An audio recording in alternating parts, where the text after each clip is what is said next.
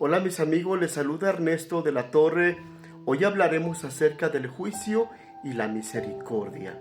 En Santiago capítulo 2, versículo 12 y 13 dice que juicio sin misericordia será para aquel que no tiene misericordia.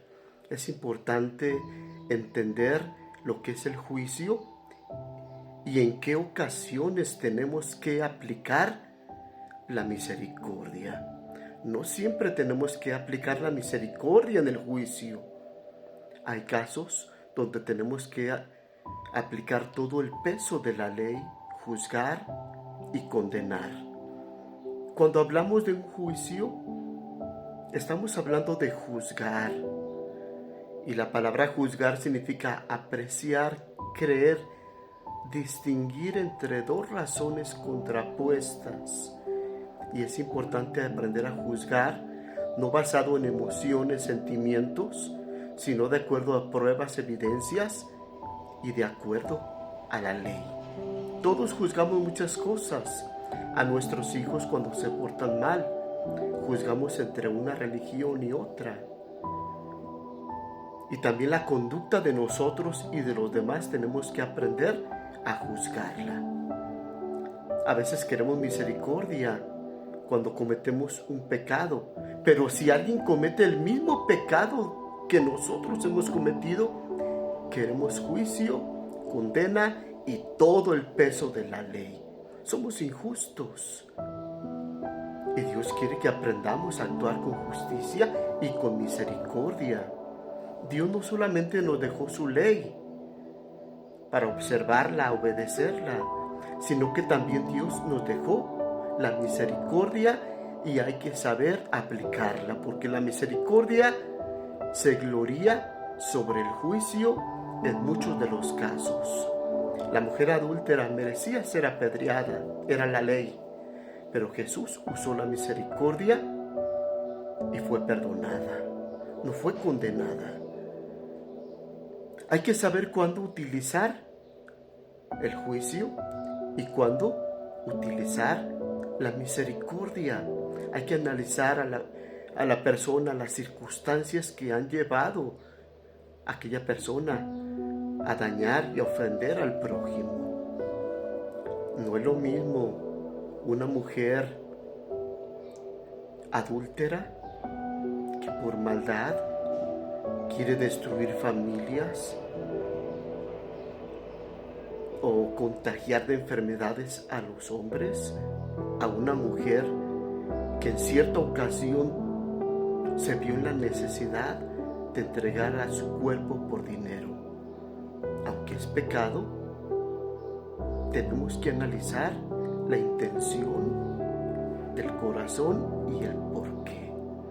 Dios, cuando juzga, analiza las intenciones del corazón.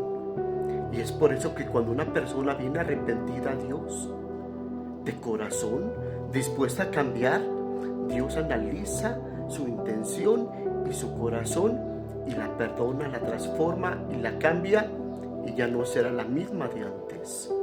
Aunque merece la condena, aunque merece el juicio y merece el infierno, Dios en muchas ocasiones determina perdonar a la persona y no juzgarla y no condenarla. Porque hubo alguien que pagó por el pecador, que murió por el pecador. Y la salvación es gratuita, no porque el pecador la merezca. Es gratis por medio de Cristo, por amor y misericordia. Efesios capítulo 2, versículo 8 y 9.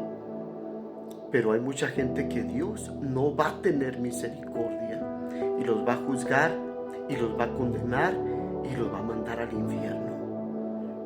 Aquellos que no se arrepienten, que a pesar de que Dios ha mostrado misericordia y compasión y espera arrepentimiento, hay gente que se burla y no se arrepiente.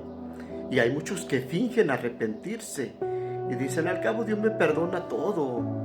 Voy a vivir en pecado, voy a vivir en maldad y al final me arrepiento y Dios me perdona. Están actuando con premeditación, alevosía y ventaja.